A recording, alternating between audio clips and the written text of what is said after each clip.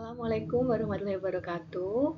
Perkenalkan, nama saya Aditya Tabah Apriliani. Pada kesempatan ini, saya akan menjelaskan atau mempresentasikan terkait kondisi perekonomian negara Tiongkok atau Cina pada tahun 2023-2024. Seperti kita ketahui bahwa negara Tiongkok atau Cina ini merupakan salah satu negara dengan perekonomian terkuat di dunia. Nah, untuk yang pertama, saya akan menjelaskan terkait inflasi atau CPI di negara Tiongkok atau Cina pada tahun 2023 itu sebesar 0,23%, ini sangat rendah. Kemudian di 2024 itu lebih rendah lagi, yaitu 0,22%. Ini melanjutkan tren disinflasi. Kemudian untuk ini tambah sedikit di awal 2025, beberapa bulan menunjukkan deflasi. Di Juni 2025 berada di kisaran 0,10%. Untuk outlook, kemungkinan inflasi tetap rendah, yaitu di bawah 1% pada 2025 ini.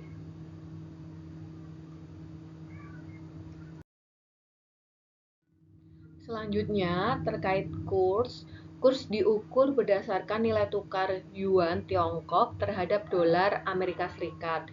Dibandingkan dari waktu ke waktu, yang pertama di akhir 2023 itu sekitar 7,08 per USD, kemudian di akhir 2024 itu menjadi 7,30 per USD. Kemudian ini rata-rata dari 2023 hingga 2024 antara yuan dengan USD itu terjadi depresiasi sekitar 1,1%.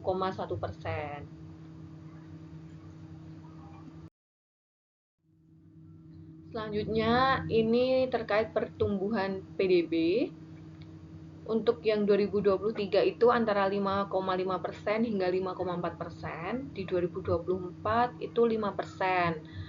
Nah, ini di 2024 kuartal 1 hingga 2 itu 4,7%. Di kuartal 2, kemudian di kuartal 1 itu 5,3%. Nah, ini realisasi dan prognosa target pemerintahnya itu 5%. Dan di H2 itu tumbuh menjadi 5,2%. Untuk selanjutnya, ini terkait neraca pembayaran dan perdagangan. Untuk neraca pembayaran sendiri di 2023 itu surplus, yaitu 263 miliar, ini dalam dolar.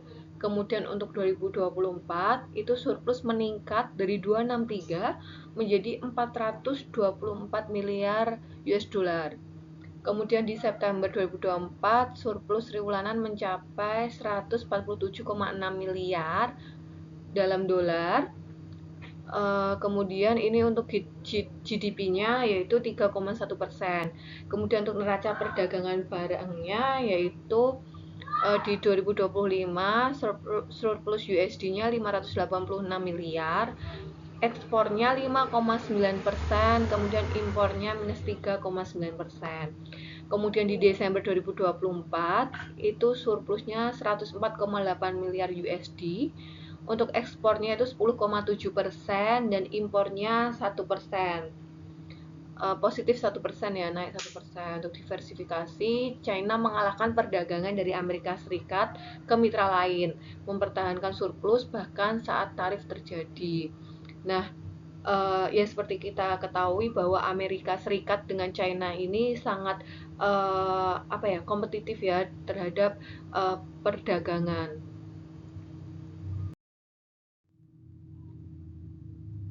Nah, ini untuk kesimpulan makroekonomi China dari 2023 sampai 2024, inflasinya sangat rendah, bahkan mendekati deflasi, mencerminkan lemahnya permintaan domestik dan tekanan dari sektor properti.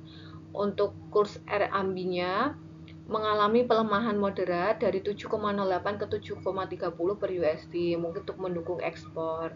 Kemudian untuk pertumbuhan GDP-nya stabil, berada di kisaran 5%, meski ada kritik bahwa pertumbuhan real mungkin lebih rendah, yaitu 2,5-3% menurut Rhodium Group. Namun data kuartalan Q2 2025 itu 5,2%, menunjukkan sedikit akselerasi.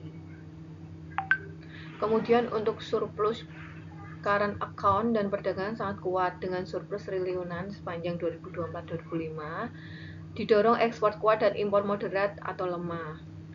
Untuk resiko dan tantangan, rendahnya konsumsi domestik, selam properti, ketegangan dagang dengan tarif Amerika Serikat, dan keraguan atas keandalan data ekonomi.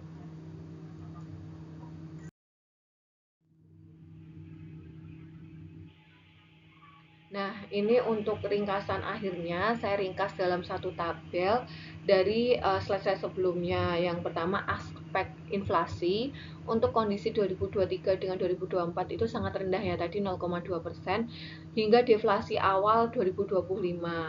Kemudian untuk kurs melemah 3% dari 7,08 jadi 7,30 per USD. Kemudian untuk pertumbuhan GDP-nya itu stabil 5%, estimasi independennya rendah. Kemudian untuk ekspornya kuat, untuk impornya stagnan. Jadi ekspornya kuat, dia ekspornya besar, kemudian untuk impornya dia stabil, stagnan. Jadi menghasilkan surplus yang sangat besar. Kemudian untuk current account-nya surplus besar, naik dari tadi ya 263 US dollar menjadi 424 US dollar miliar dalam miliar. Nah, secara keseluruhan ekonomi China pada 2023 hingga 2024 ditandai oleh stabilitas kuantitatif atau pertumbuhan surplus perdagangan, tetapi menghadapi ketidakseimbangan signifikan yaitu lemahnya permintaan domestik, tekanan deflasi, dan ketergantungan pada ekspor. Tindakan kebijakan kemungkinan akan melanjutkan stimulus fiskal atau moneter untuk mendukung konsumsi sambil memantau sektor ekspor di tengah perdagangan global. Nah, ini sumber-sumber yang saya dapatkan untuk menyusun makalah atau presentasi tadi. Dan sekian presentasi dari saya terkait kondisi perekonomian negara Tiongkok atau China pada tahun 2023 sampai dengan 2024. Jika ada kesalahan atau kekurangan, mohon dimaafkan. Billahi taufiq wa hidayah. Wassalamualaikum warahmatullahi wabarakatuh. Terima kasih.